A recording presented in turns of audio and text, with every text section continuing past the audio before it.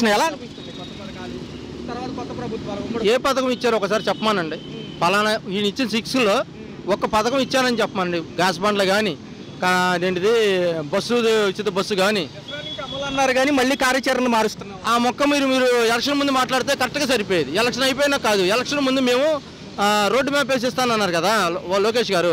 అదే road map వేసిస్తాము వచ్చే సంవత్సరం అని చెప్పినట్టయితే ఎలక్షన్ ఆయన ఏమో కొంచెం రెడ్ బుక్ లో బిజీగా ఉన్నారు. ఏ బుక్లో బిజీగా ఉన్నా ప్రజలు ఆకలి తీర్చాలి కదా, ప్రజలు అన్నమాట నిలబడాలి కదా.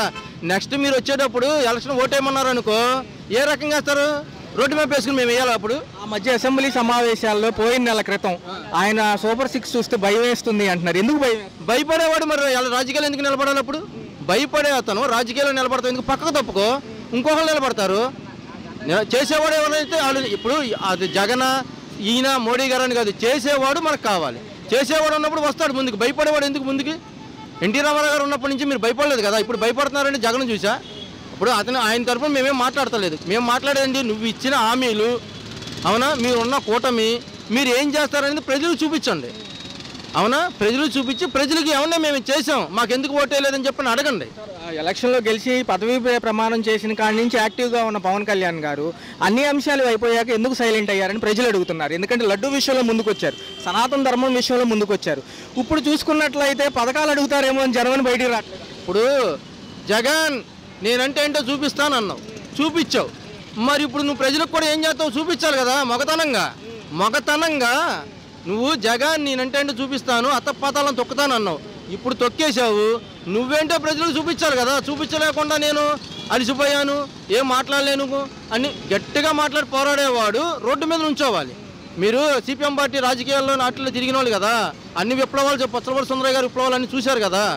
మీరు ఇక్కడ ఉన్నప్పుడు సెంట్రల్ నియోజకవర్గంలో మేము మాట్లాడుతున్నాం. ఇదే సెంట్రల్ నుంచి నాకు ఓటు హక్కు ఉంది, రేషన్ కార్డు ఉంది, ఓటు కార్డు ఉంది, అన్నీ ఉన్నాయి. 30 ఏళ్ళ నుంచి ఇక్కడే ఉన్నా. 3 వరదలు చూసా. మీరు మా వరదలు ఉన్నప్పుడు మా వాంబే కాలనీ కానీ మా ఏరియాకి కానీ మీరు వచ్చారా? వరదల్లో తిరిగారా? నన్ను రావద్దన్నారు, నేను రాలేదు, ప్రజలందరూ గుమ్ము కొడతానని ఆయనే కదా సార్ ప్రెస్ ముఖంగా చెప్పారు. మరి ఎలక్షన్ ముందు రాకుండా మనం ఇంట్లో కూర్చోవచ్చుగా, ఓటేసేవాళ్ళంగా. ఎలక్షన్లో కూడా మరి మీరు తిరగకుండా ఇంట్లో కూర్చున్నట్టయితే రావద్దన్నప్పుడు అప్పుడు కూడా రాకుండా ఉండి ఇంట్లో ఉంటే మేము ఓటేసేవాళ్ళం కదా. మరి తిరగడం ఎందుకు? అంటే మీ అవసరమా? బతిలాడారుగా, అయ్యా నాకు ఒక్కసారి అవకాశం ఉండి నన్ను బతికించండి, నాకు అవకాశం ఉండి అని చెప్పి బతిలాడారు కదా. మిగతా నాయకుల కంటే కూడా నాకే అత్యంత అవగాహన ఉంది సమస్యల పైన అన్నారు. వాలంటీర్లు ఎందుకున్నారు అని అడిగారు. రెండో చూసుకుంటే 30,000 మంది మహిళలు మిస్ అయిపోయారంట ఆ ప్రభుత్వంలో వీళ్ళ వల్ల. ఏమండి మిస్ అయిపోయిన మీరు వెతికి తీయచ్చుగా. మీ చేతిలో చట్టం ఉందా లేదా, మీ చేతిలో ప్రభుత్వం ఉందా లేదా, మీరు ఏదైనా చేయగలరు. ఇవాళ మేము ఏదైనా మాట్లాడామనుకో చొక్కా పట్టు తీసుకెళ్ళి పోలీస్ స్టేషన్లో పెడతారు. కానీ అదే చొక్కా పట్టుకుని ఎక్కడ ఉన్నారో వాళ్ళందరికీ న్యాయం చేయొచ్చు కదా. న్యాయం చేసి మాట్లాడండి. నెక్స్ట్ మీకే ఓటేస్తాం. నేను కాపునాడు తరఫున రంగా గారి మనిషిని 30 ఏళ్ళ నుంచి ఇక్కడే కార్యక్రమాలు చేస్తున్నా. మేము ప్రజలకు చేయాల్సిన పని మీరు చేయండి. మీకు ఓట్లు వేసే బాధ్యత, వేపించే బాధ్యత మాది. అది మా విషయం చూసుకుంటే ఎలక్షన్స్ ముందు కొన్ని హామీలు ఇచ్చారు పవన్ కళ్యాణ్ గారు. చూసుకుంటే అసలు విశాఖ ఉక్కు అనేది తొక్కివేయబడుతుంది, ఏదైనా ఉంటే కనుక అణిచివేయబడుతుంది తప్ప ఎక్కడా కూడా పారదర్శకంగా అమలు అవ్వట్లేదు వాళ్ళ జీవోలు. ఇప్పటికీ కూడా సైలెంట్గా అలా నిశ్శబ్దంగా పెడుతున్నారు తప్ప వాళ్ళ భవిష్యత్తు ఏంటి ఎవరికి? ఏమండి అదే విశాఖ ఉక్కు గురించి ఆంధ్ర హక్కు అని ఆయనే మాట్లాడాడుగా. మరి వాళ్ళు మోడీ నుంచో పెట్టి తీసుకొచ్చి మాట్లాడించవచ్చుగా. మోడీ వీళ్ళ చేతిలోనే ఉన్నాడు. మరి వీళ్ళు రాజీనామా చేస్తే మళ్ళీ వేరే ప్రభుత్వం ఎక్కువగా మోడీ దిగిపోతాడుగా. మరి అలా మాట్లాడి తీసుకొచ్చి చెయ్యండి. ఏదైనా మగతనంగా మగవాడిగా చేసి చూపిస్తే నెక్స్ట్ ఓటేసి నిలబడతాం. విధానాలు ఎలా ఉన్నాయి? మహిళలకు కూడా పథకాలు పెట్టారు ఉచిత బస్సుతో పాటు. ఈ యొక్క రేషన్ విధానం ఎలా అనిపిస్తుంది? గతం కంటే ఇప్పుడు బాగుందా, గతమే బాగుంది? ఈ ఉచిత బస్సులు పెట్టి ముందు ఆటో సోదరులు పొట్టగొట్టారండి. అది ముందే చెప్తాను. గతంలో వీళ్ళు మామూలుగానే రోడ్ల వ్యవస్థ బాగోక రిపేర్లని ఇవన్నీ బాగా టైట్గా ఉండేది. ఇప్పుడు ఇది కూడా ఎఫెక్ట్ అవ్వడం వల్ల ఉచిత బస్సు ఎంత నష్టపోతుంది? ముందు ఆటో తోలే వాళ్ళకి నష్టం ఎక్కువ అండి. నేను అంత ఎక్కేదే లేడీస్ ఆటోలకి. ఆ లేడీస్ ఎక్కరు ఇప్పుడు ఆటోలు ఉచిత బస్సులు. మొన్న చూస్తే పాపం జగ్గేపేటలో చూసి తెలిసే ఉంటుంది యాక్సిడెంట్. మరి దారుణంగా బస్సు కింద. ఎందుకండి ఇప్పుడు దాని బదులు ఏదన్నా ప్రజలకు ఉపయోగపడేది ఆ ఉచిత బస్సులు కాకుండా ఉపయోగపడేది ఏదన్నా పెట్టినా బాగుంటుంది. కానీ ఇప్పుడు పిల్లలకు సంబంధించిన కానీ హాస్పిటల్కి బాగోట్ల ఒంట్లో. గవర్నమెంట్ హాస్పిటల్ గొప్ప కాదు కదా, ప్రైవేట్ సంస్థలో ఇది కొంత ఆదుకుంటే బాగుంటుంది. కానీ నాకు తెలిసి ఇది పెద్ద ఉపయోగపడేది కాదనుకుంటున్నాను. ఎప్పుడు నిత్యావసర సరుకులతో పాటు కరెంట్ ఛార్జీలు భారంగా ఉంటాయి సార్, ఎలా అనిపిస్తుంది? బాగానే భారంగా ఉన్నాయండి. దారుణంగా యూనిట్కి దారుణంగా అది కరెంట్ ఛార్జీల వల్ల చాలా ఇబ్బందిగా ఉంది అండి. ఎంతసేపటికి పక్కన అమరావతి అయిపోతే అన్నీ అయిపోతున్నాయి అంటున్నారు కానీ పాపం మరి సామాన్యుడి పరిస్థితి అండి, పనులు ఉన్నాయి అసలు. పనికి తగ్గానే ఖర్చు ఉందండి. పని ఉంది, ఆ పనికి తగ్గ ఖర్చు అది. సార్ ఒక పక్క మీ పక్కన అమరావతి ఉంది, సో అక్కడ కూడా రైతులు కన్ఫ్యూజన్లో ఉన్నారు. గతంలో భూములు ఇచ్చిన వాళ్ళకి ఇంకా రిటర్నబుల్ ఫ్లాట్లు ఇవ్వలేదని చెప్పి రైతులకు కూడా న్యాయం చేస్తే మరొకసారి మేము భూములు ఇవ్వడానికి రెడీ అంటున్నారు. వాళ్ళు కూడా పట్టించుకుంటే బాగుంటుంది. బాగానే ఉంటుందండి, పట్టించుకోవాలిగా మరి. ఇప్పుడు వాళ్ళు మరి రైతులేందే రాజ్యమే లేదన్నారు అండి. ఈరోజు ఇస్తున్నారు, వాళ్ళు అడుగుతున్నారు ఒకటే, కన్ఫ్యూజన్ లేకుండా వాళ్ళకి ఫ్లాట్స్ ఇవ్వమని. దేశానికి ఎన్నోమొక్కే రైతు అండి. ఈరోజు రైతుకి న్యాయం చేస్తే ప్రజలకు కూడా న్యాయం చేసినట్టే నా దేశం తరఫు. ఏమంటారు సార్, ఏపీసీఆర్డీఏ కొంచెం చొరవ తీసుకుని వాళ్ళ ఫ్లాట్లు వాళ్ళకి అప్పు చెప్తే మరొకసారి ల్యాండ్ ఇస్తామంటున్నారు. ఇవ్వాలనే కోరుకుంటున్నాను సార్. ఒక పక్క చూసుకుంటే అన్నదాత సుఖీభావ స్కీమ్ రిలీజ్ అయింది, 2వ విడత. టెక్నాలజీని వ్యవసాయంలోకి తీసుకొస్తానని బాబు గారు అంటున్నారు. గాలి ఏ దిశలో వెళ్ళిద్దో కూడా తెలిసిద్ది అంట, ఫోన్లో మెసేజ్లు వస్తాయి అంటున్నారు. మంచిదేనండి, అది టెక్నాలజీ మెరుగుపడతాం మంచిదే, కానీ ముందు రైతులను పట్టించుకోవాలండి. అది నాకు తెలిసినంతవరకు. ఎలా ఉంది సార్, మొన్న మోందో తుఫాన్ ఎఫెక్ట్ కూడా చాలా వరకు పంటలు దెబ్బతిన్నాయి. దారుణంగా అసలు బాగా దెబ్బేసింది అండి. మొన్న వాళ్ళు చాలా ఇబ్బంది పడున్నారు, వాళ్ళని కూడా ఆదుకోవాలి ప్రభుత్వం. ఎకరానికి 35,000 నుంచి 50,000 పెట్టుబడి పెట్టిన వాళ్ళు రైతులు ఉన్నారు. అవునండి, మరి అది మనకు తెలీదు. పెట్టుబడి పెట్టకుండా ఏం జరుగుతుంది కానీ వాళ్ళని కూడా ఆదుకోవాలి ప్రభుత్వం. అందరూ బాగుండాలి, అందులో మనం ఉండాలి. మాజీ ముఖ్యమంత్రి గారు నిన్న కోర్టుకు హాజరై వచ్చారు ఒక విధానంలో, సాధారణ వ్యక్తి కానీ ఎలా అనిపించింది, జనం క్రేజ్ ఎలా ఉంది? అదైతే నాకు తెలియదండి, ఆ విషయం అసలు నేను చూడలేదు. మరి ఆయన చేసినోడే మహానుభావుడు, మరి ఆయన బాధలు ఆయన ఉండొచ్చు, మనకు తెలియదు విషయం. ఒకటే మాటలో ఉచితాలు కట్టబెట్టి మిగతా వాటి మీద ఫోకస్ చేస్తే బాగుంటుంది. అదే సార్, అదే మనకు కావాల్సింది మెయిన్. అది చూసుకుంటే ఒక పక్క అమరావతి ఏదైతే ఫస్ట్ నుంచి చెప్తున్నారో, చంద్రబాబు నాయుడు గారు ఫస్ట్ హయాంలో కూడా ఇదే విధానాలు కొనసాగాయి, మధ్యలో ఆగిపోవడం జరిగింది. సరే, ప్రభుత్వ విధి విధానాలు వేరే ఉంటాయి, వచ్చినప్పుడు వాళ్ళు కొన్ని అనుకుంటారు, అవి జరగవు. ఈ విధి విధానాలు చూసుకుంటే ఇప్పుడు రైతులు కొంచెం కన్ఫ్యూజన్లో ఉన్నారు. స్టేట్లో మళ్ళీ డెవలప్మెంట్ మొదలైంది, దానికి హ్యాపీయే, కానీ మాకు రిటర్నబుల్ ఫ్లాట్స్ ఎక్కడ ఇస్తున్నారని వాళ్ళు అడుగుతున్నారు. నారాయణ గారు క్లారిటీ ఇచ్చారు గతంలో. అయితే డెవలప్మెంట్ విషయంలో భూ కేటాయింపులు ఎవరికైతే కంపెనీలకు ఇస్తున్నారో అక్కడ సర్వే రాళ్ళు తీసేయడం కానివ్వండి, అక్కడ గ్రామాలకు కొన్ని యాడ్ అవ్వకపోవడం, ఏది ల్యాండ్ పూలింగ్ సమయంలో కొన్ని కన్ఫ్యూజన్స్ ఉన్నాయి. వాళ్ళు ఏమంటున్నారంటే మళ్ళీ సమ్మెబాటు పట్టాలేమో అనే కన్ఫ్యూజన్లో వాళ్ళు ఉన్నారు. ఎలా ఉంటుంది అంటారు? ఏపీసీఆర్డీఏ పట్టించుకుంటేనే ఇవి మొత్తం కూడా క్లియర్ అవుతాయి. చంద్రబాబు నాయుడు గారు ఫస్ట్ ఆఫ్ ఆల్ వాళ్ళ దగ్గర ఎలా తీసుకున్నారంటే వాళ్ళ భరోసా మీదే వాళ్ళంతా రైతు అంతా ఇచ్చారు. అదే భరోసా మీద నెక్స్ట్ కూడా ఇస్తారు ఖచ్చితంగా. అదైతే ఎక్కడికి ఇదైతే చేయరు, మోసం చేయరు. ఎందుకంటే రైతులు మన అమరావతి కావాలనే సమ్మె చేశారు. దాని గురించి సమ్మె చేసినప్పుడు మళ్ళీ అదే బాటలో వెళ్తారైతే నేను అనుకోను. ఎందుకంటే చంద్రబాబు నాయుడు గారే పూర్తి న్యాయం చేస్తారైతే ఖచ్చితంగా నేను అనుకుంటున్నాను. ఎలా ఉంది సార్, రాష్ట్రంలో ఒక పక్క ఇదే విధానంలో ముందుకు వెళ్తూ కూడా అన్నదాత సుఖీభావ 2వ విడత డబ్బులు కూడా మనం విడుదల చేశారు చంద్రబాబు గారు. ఇదే విధానంలో ఆధునీకరణ పేరుతో ఆ వ్యవసాయ రంగంలో కూడా టెక్నాలజీని ప్రవేశపెడితే మంచి విధానాలు, మంచి అవుట్పుట్లు వస్తాయని ఆయన అంటున్నారు.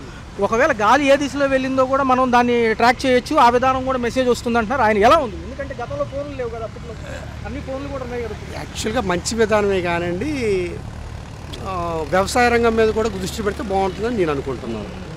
అంటే ఏంటి సార్, ఈ ఆధునికీకరణలో ఇప్పుడు యాప్స్ వచ్చినాయి, ఏదైనా చీడపీడలు ఉంటే దాంట్లో ఫోటో తీసి పెడితే గతంలో ఏదైతే వీళ్ళు చెప్పారో వాటికి కొంచెం రెమెడీస్ అని ఇట్లా మెసేజ్ రూపంలో వచ్చాయి. అదే విధానంగా ఇట్లాగా వీళ్ళందరినీ అవగాహన సదస్సులు క్రియేట్ చేస్తే బాగుంటుందా పంచాయతీల్లో? వాటిల్లో బాగుంటుందండి, ఎందుకంటే రైతు కూడా ఇప్పుడు రైతు బాగుంటే మన దేశం బాగుంటుంది.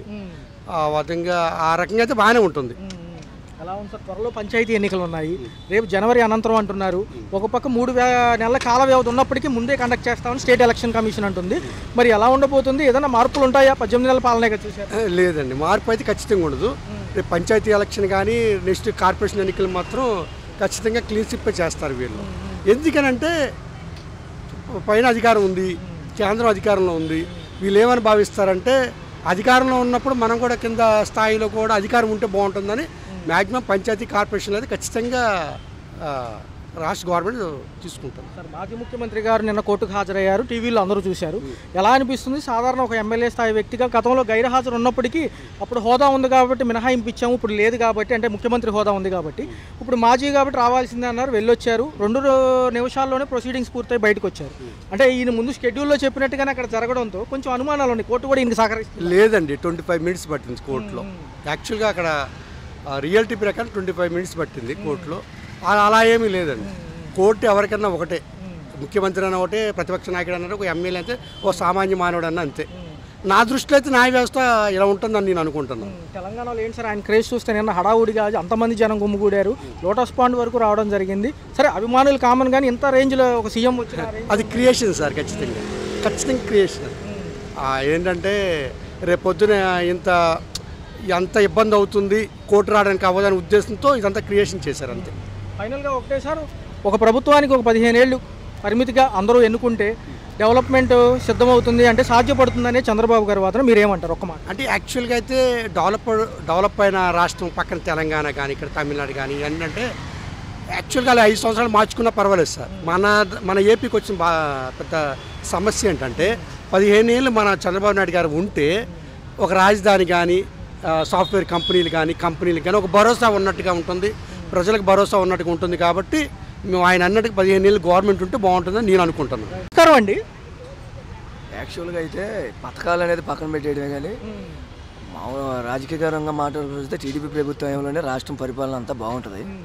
అంటే ముందు ముఖ్యం ఏంటంటే ప్రజలకి పథకాల కంటే కూడా రాష్ట్రం బాగుంటే రూపాయి సంపాదన వస్తుంది, దాన్ని కోరుకుంటారు. కానీ ఈ పథకాలు ఏముంది, రూపాయి వేసి 10 రూపాయలు తీసుకోవడం ఇది పెద్ద జనం తీసుకుని ఇచ్చే అమౌంటే. కాబట్టి రాష్ట్ర అభివృద్ధి బాగుంటే రైతు బాగుంటాడు, సామాన్యుడు బాగుంటాడు, ప్రజలందరూ హ్యాపీగా తన కష్టం మీద తన కష్టం చేసుకునే డబ్బులు వాళ్ళకి సరిపోతాయి. ఇదే రైతు విధానానికి వస్తే సార్ కొంచెం కన్ఫ్యూజన్లో ఉన్నామని మన సోమవారం రైతు సమితి సదస్సులు జరిగాయి.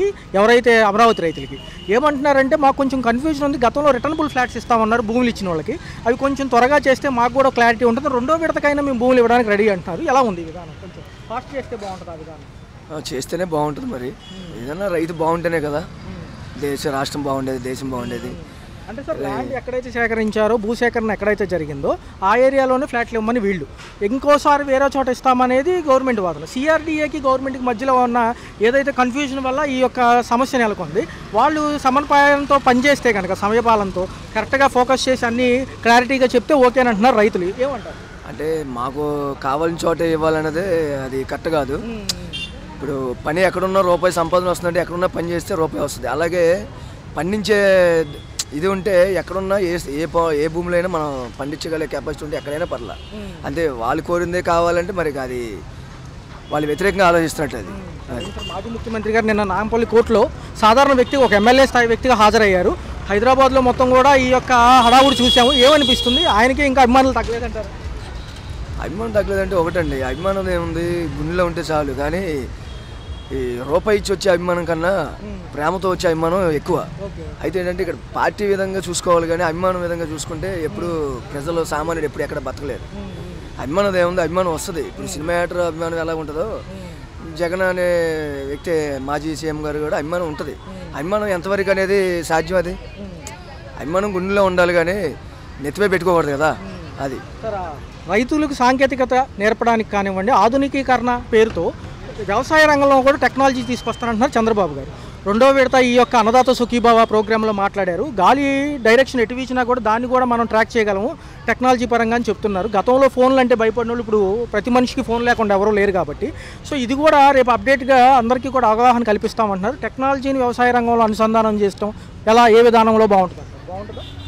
బాగుంటుంది. మరి టెక్నాలజీ పెరగటం అంటే ఈ ఫోన్ల ద్వారానే. మరి ఇప్పుడు కొంతమంది చాలామంది ఇప్పుడు దాన్ని రైల్వే స్టేషన్కి వెళ్ళినా బస్ స్టాండ్కి వెళ్ళినా ఎవరికి ఆటో 100-200 అయినా సరే ఒకప్పుడు ఇచ్చి వెళ్ళేవాళ్ళు. ఇప్పుడు ఫోన్ లొకేషన్ ఆన్ చేసుకొని పక్కన 1/2 కిలోమీటర్ 1/4 కిలోమీటర్ అని చెప్పేసి తన రూపాయిని సేవ్ చేసుకొని ఒక విధంగా ఉంది. అలాగే టెక్నాలజీ పెరగాలనే కోరుకుంటాం. అది సీఎం గారు చెప్పిందని వస్తాం. ఇదే విధానంలో చూస్తే త్వరలో పంచాయతీ ఎలక్షన్స్ ఉన్నాయి, నగరపాలక ఎలక్షన్స్ అని కూడా ఉన్నాయి సార్. ఈ జనవరి అనంతరం, పండగ అనంతరం కూడా ఉండొచ్చు అంటున్నారు. ఇంకో 3 నెలల కాల వ్యవధి ఉన్నప్పటికీ ముందే కండక్ట్ చేస్తామని స్టేట్ ఎలక్షన్ కమిషన్ అనడంతో అంతా కూడా కసరత్తు జరుగుతుంది. ఎలా ఉంటుంది? 18 నెలల పరిపాలన చూశారు, మరి ప్రజలు ఎలా ఉన్నారు? ప్రజలు అంటే ఇప్పుడు అన్ని విధాలుగా అందరూ బాధలు పడే ఉన్నారు. ఇప్పుడు ఈ పంచాయతీ ఎలక్షన్లు రావడం వల్ల కూడా చాలా మంచిది. ఎందుకంటే మళ్ళీ గవర్నమెంట్ మళ్ళీ ఇప్పుడు ఉన్న ఈ 18 నెలలు వచ్చిన గవర్నమెంట్ మళ్ళీ పంచాయతీలు కూడా వస్తే ఉన్న డెవలప్ పంచాయతీల్లో కూడా చాలా నష్టపోయి ఉన్నారు. ఈ యొక్క పార్టీ విధంగా మళ్ళీ పంచాయతీ ఏరియా కూడా మళ్ళీ కూటమి ప్రభుత్వం వచ్చినప్పుడు పోయిన 5 ఏళ్ళు మైనస్ అయిందంతా ప్లస్ చేయాలంటే మళ్ళీ కూటమి ప్రభుత్వం ఈ పంచాయతీ ఎలక్షన్లో మళ్ళీ టీడీపీ పార్టీ వస్తే కొన్ని వార్డులు, సచివాలయాలు, ఈ పంచాయతీ ఏరియాలు, చెరువులు ఇవన్నీ డెవలప్ అవుతాయి అండి. సార్ చూసుకుంటే రాష్ట్ర ప్రభుత్వం 18 నెలల పరిపాలన జరిగింది, కూటమి ప్రభుత్వం వచ్చింది, ఎన్డీఏలో భాగస్వామ్యం, విశాఖపట్నంలో పెట్టుబడి సదస్సులు కూడా జరుగుతున్నాయి. ఇదే విధానంలో చూసుకుంటే రాష్ట్ర పరిస్థితి ఎలా అనిపిస్తుంది, ఒక పక్క రైతులు ఎలా ఫీల్ అవుతున్నారు? రైతులకి ఇంకా కాలేదు, సంక్షేమ పథకాలు కూడా అన్నీ పూర్తి అవ్వలేదు. ఆ పాతయే ఇస్తున్నారు, మళ్ళీ ఇస్తానికి ఇప్పుడు స్టార్ట్ చేస్తున్నారు. అది ఇచ్చేది ఎంతో ఇయ్యేది ఎంతో అది నమ్మకం లేదు. ఇచ్చినప్పుడు మనం ఇచ్చారనుకోవటం, ఇంతవరకు రైతులకు కూడా పెట్టాడు వచ్చే నెల, ఇంకా కాలేదు కదా. అది అయినప్పుడు మనకు పని అయిందని చెప్పుకోవాలి. ముందే ఏం చెబుతావు, పాతయే జగన్ ఇచ్చినవి జరుగుతున్నాయి, జగనే చేస్తున్నారు అంతే. మొన్న తుఫాన్ ఎఫెక్ట్ కూడా చాలా వరకు నష్టపోయారు రైతులు. పరిహారం జరిగితే కనుక నెక్స్ట్ కొనుగోలుకి ఆస్కారం ఉండదంటున్నారు కదా. వాటికి కంప్లీట్గా నష్టపోతే కనుక ఫోటోలు తీసుకుని అప్లోడ్ చేస్తే ఈసారి కొనరంట ఆ బియ్యాన్ని. బియ్యం కొనకపోతే రైతు ఏం చేయాలి? ప్రజలు తిన్నప్పుడు ఏం చేస్తారు? కొనుక్కొని ఉంటే ఎలా? అంతా నష్టమే కదా, అంతా ఇది ఆగం చేయడమే కదండి. ప్రభుత్వం ఏదైనా చర్య తీసుకొని చేస్తేనే ప్రజలైనా. ఇదే విషయంలో చూస్తే సార్ అమరావతి రైతులు కూడా ఇప్పుడు బాధపడుతున్నారు. ల్యాండ్లు ఇచ్చి ఉన్నాము, ఇంతవరకు రిటర్నబుల్ ఫ్లాట్లు లేవు. గతంలో హామీ ఇచ్చారు, ఇప్పుడు అడుగుతుంటే ఏపీసీఆర్డీఏ ఏమి చెప్పట్లేదు. ఏయో కొత్త ఇప్పుడు అక్కడ ఒకటి ఎక్కడ పెడుతున్నారు. అంతా ఇప్పుడు హైటెక్ సిటీ వాళ్ళు మళ్ళీ చేయాలని చూస్తున్నారు, కానీ జనాలకి ప్రభుత్వాలకు లేదంటే ఏది మార్గం ఏం కాని రావట్లేదు. కాకపోతే ముందు భవిష్యత్తు చూస్తున్నారు, కానీ ఇవాళ చచ్చిపోతున్న వాటికి ఏంటి అనేది లేదండి. ఇవాళ చేసే పనులు ఆ జగన్ చేసినవి అలానే ఉన్నాయి తప్ప, నేను ఇవాళ ఈ పని చేస్తా పూర్తి అవ్వట్లు అన్నీ స్థాపిస్తున్నారు. చేసినప్పుడు చేసింది అనుకోవడమే. పనులు ఉన్నాయి, అసలు నిజంగా పనులకు వెళ్తున్నారు, పనులు జరుగుతున్నాయి. పనులు ఇక్కడ ఆడియండి, రైతుకు పని ఎక్కడది? మేము మొత్తం మాది పల్లెటూరు, ఇక్కడ వచ్చి పోతున్నాం విజయవాడ సిటీలో వాచ్మెన్ చేసుకుంటాం. నేను ఒకప్పుడు వ్యవసాయం చేసి అన్నీ చేసినాను, ఇవాళ లేదు అంతా. ఏడికాడికి రైతులు కూడా వాటిని ఇది చేసి వదిలేస్తున్నారు. కొనేవాళ్ళు లేరు, ఉంటే పంట పండితే రేటు లేదు, రేటు ఉంటే పంట ఉండలేదు. అన్నదాత సుఖీభావ్ 2వ విడత ప్రోగ్రాంలో చంద్రబాబు నాయుడు గారు వ్యవసాయ రంగంలో కూడా ఆధునికీకరణ పేరుతో టెక్నాలజీని ప్రవేశపెడతారంట. గాలి ఏ దిశలో వీచినా కూడా తెలుస్తుంది అంటున్నారు. మంచిదేనా? గతంలో ఫోన్ల ద్వారాగా ఏమైనా పంటలు పండుతాయండి. టెక్నాలజీ సంపాదిస్తే బ్రెయిన్ ఏదైనా అవకాశాలు జరుగుతాయి, కానీ పంటలు ఏం పేరు పండవు కదా. పంటల బండే చూడాలి. టెక్నాలజీ వస్తే ఇప్పుడు నీకు అది ఏంటికి సెల్లు పరంగానో లేకపోతే కంప్యూటర్ పరంగా అది సంబంధించింది. గాలి ఏ దిశలో వీచినా కూడా తెలిసిద్దంట, అది మీకు మెసేజ్ పంపి. ఇప్పుడు అది చేసి మనం రెండు ఇటు తూర్పు పోతుంది గాలి, పనులు మనకే తెలుస్తుంది. చేసేది వాతావరణం ద్వారా తెలియట్లేదా? అవి ఇప్పుడు ఉండేవే కదండి. ఇప్పుడు మనం చెప్పగలికే అక్కడ తుఫాన్లు వేసింది, ఇక్కడ తుఫాన్లు వేసింది చెబుతున్నారు కదా, అది వాతావరణం కాదా? ఇంకా కొత్తగా తెచ్చేది ఏముంటుంది అందులో? నిజంగా సామాన్యులపైన ఫోకస్ చేసి పనులు చేసుకునే వాళ్ళకి, బడుగు బలహీన వర్గాల మీద ఫోకస్ చేస్తుందా ప్రభుత్వం? నిజంగా చెప్పాలంటే చేస్తున్నాం అని చూపిస్తున్నారు, ఇంకా అది పూర్తి అవ్వలేదు సార్. ఏమైనా ముందు చేసి నిరూపించినప్పుడు ఈ పనులు చేస్తున్నారు అని అనుకుంటాం, అంతేగాని. ఫైనల్గా ఒక మాట సార్, మాజీ ముఖ్యమంత్రి గారు నిన్న కోర్టు హాజరయ్యారు. పాపం ఇప్పుడు ఎమ్మెల్యే స్థాయి హోదా కాబట్టి, ముఖ్యమంత్రి పదవి లేదు కాబట్టి ఒకసారి రమ్మన్నారు. సిబిఐ వాళ్ళు వెళ్ళొచ్చారు. హైదరాబాద్లో అంతమంది జనసంద్రోహం మధ్య వెళ్ళారు. ఏం సార్ అభిమానం తగ్గలేదంటారా? తగ్గదు సార్. ఏనాడు ఇప్పుడు ఒక మంచి పని చేసినప్పుడు మన పక్కింటోడు ఏం చేస్తారంటే ఈ ఇల్లు బాగుందని చూరు గుంజేస్తారు. అలాగనే జరిగింది ఆయన పైన కూడా. కానీ ఇప్పుడు మంచి చేసిన పని ఎక్కడికి పోదు. ఆయనే కదా, ఏ ముఖ్యమంత్రి పని చేసినా మంచిగా చెప్తారు. మరొకసారి జనవరి అనంతరం ప్రజల్లోకి వస్తాను, 100 నియోజకవర్గాలు బలోపేతంతో పాటు జిల్లాలన్నీ తిరుగుతానని చెప్పి ఆయన చెప్తున్నారు. మంచి విధానం. జనం గుండెల్లో ఎప్పుడు జగన్ ఉన్నాడండి, ఉంటాడు ఎప్పటికైనా. ఎందుకంటే వస్తే వాళ్ళు ఎక్కడికి దిగబడుద్దు అని భయపడటం తప్పితే జగన్ వస్తాడు. ఇవి కాబట్టి నెక్స్ట్ టైం వస్తాడు. జనం ఇప్పుడు ఎంతోమందిని మారుస్తున్నారు, ఏమన్నా కూడా తీసేస్తారు, ఏముండదు. నమస్కారం సార్. చూసుకున్నట్లయితే 18 నెలల పరిపాలన ఒక పక్క విశాఖపట్నంలో కూడా పెట్టుబడి సదస్సులు. ఎలా అనిపిస్తుంది? రాష్ట్రం ముందుకెళ్తుందా? బాగానే ఉందండి. ఏ విధానాల్లో ఎక్కువ బాగుందంట? అంటే డెవలప్మెంట్ విషయంలో ఒక పక్క అమరావతి చూస్తే కనుక అది కూడా శరవేగంగా జరుగుతుంది అంటున్నారు. నారాయణ గారు కూడా తిరుగుతున్నారు. ఎలా అనిపిస్తుంది? ఇది కనుక అయితే రియల్ ఎస్టేట్ ఎలా ఉంటుంది? రియల్ ఎస్టేట్ ఏమో కానీ అమరావతి డెవలప్ అయితే కనుక మిగతా అన్నీ కూడా బాగుంటాయి. అయితే సార్ రైతులు మొన్న రైతుల సమైక్యత అని చెప్పి మొన్న కమిటీ పెట్టారు. వీళ్ళు ఏమంటున్నారంటే చాలా గందరగోళంగా ఉంది, ల్యాండ్లు పూలింగ్ సమయంలో కూడా రిటర్నబుల్ ఫ్లాట్స్ అక్కడ ఇవ్వట్లేదంట, వేరే చోట ఇస్తామంటున్నారు. ఈ సమస్య కనుక తొలగిపోతే 2వ విడత ల్యాండ్ పూలింగ్ కూడా మేము సిద్ధం అంటున్నారు. ఎలా ఉంది? ఏమంటారు దాని మీద? రైతులకు అవగాహన కల్పిస్తే పని అవుతుంది కదా. అదేనండి. జనరల్గా మనలో మన మాట, ఎవరికైనా కానీ ఇప్పుడు ల్యాండ్ ఇచ్చిన వాళ్ళకి ఒక క్లారిటీ ఇచ్చేస్తే సిఆర్డీఏ వాళ్ళు కొంచెం నిర్లక్ష్యంగా వ్యవహరిస్తున్నారు. ఎందుకంటే మొన్నే కదా ఆఫీస్ కూడా ఓపెన్ అయింది. సో దీంతో ఏమవుతుందంటే ఎక్కడైతే ల్యాండ్ పూలింగ్ గతంలో చేశారో రిటర్నబుల్ ఫ్లాట్లు ఇస్తామన్నారు కదా, అక్కడ కాకుండా వేరే చోట ఇస్తామంటున్నారు. కొంచెం కన్ఫ్యూజన్గా ఉంది. వాళ్ళకి కనుక భరోసా కల్పిస్తే మళ్ళీ వస్తామంటున్నారు కదా ల్యాండ్ పూలింగ్. అదే అంటే అది వాళ్ళకి ఇష్ట ప్రకారం వాళ్ళకి ఎక్కడ అవసరమైతే అక్కడ ఇవ్వాలండి. వాళ్ళు ఎక్కడ కావాలనుకుంటే అక్కడ ఇస్తే బాగుంటుంది. అంటే ఏమంటున్నారంటే సార్, ప్రభుత్వాల్లో పైనుంచి చంద్రబాబు గారు మాట్లాడుతున్నారు, మంచి విధానంగా ముందుకెళ్దామంటున్నారు డెవలప్మెంట్ కోసం. మరి ఏమంటారు? కరెక్టేనండి. డెవలప్మెంట్ విషయంలో సీఎం గారు బాగా చేస్తారు. ఎలా ఉంటుంది సార్, త్వరలో పంచాయతీ ఎలక్షన్స్ కూడా ఉన్నాయి కాబట్టి, నగరపాలక పురపాలక ఎలక్షన్స్ అంటారు కాబట్టి, మరి ఈ విధానంలో ముందుకెళ్తే రేపు జనవరి అనంతరం అంటున్నారు కదా, వాటిలో కూడా బాగుంటుందండి. ఎలక్షన్స్లో కూడా విన్ అవుతారు. అది రైట్ సార్. హలో, తెలుగు రాజ్యం ఛానల్ చూస్తున్నారా? సామాజిక రాజకీయ జీవన చిత్రణే తెలుగు రాజ్యం. అతిశయోక్తులు అసత్యాలు ఉండవు. రాజకీయ కోణం కాదు, ప్రజా కోణమే కొలబద్ద. తెలుగు రాజ్యం వీక్షణ మీ ఉత్తమ అభిరుచికి నిదర్శనం.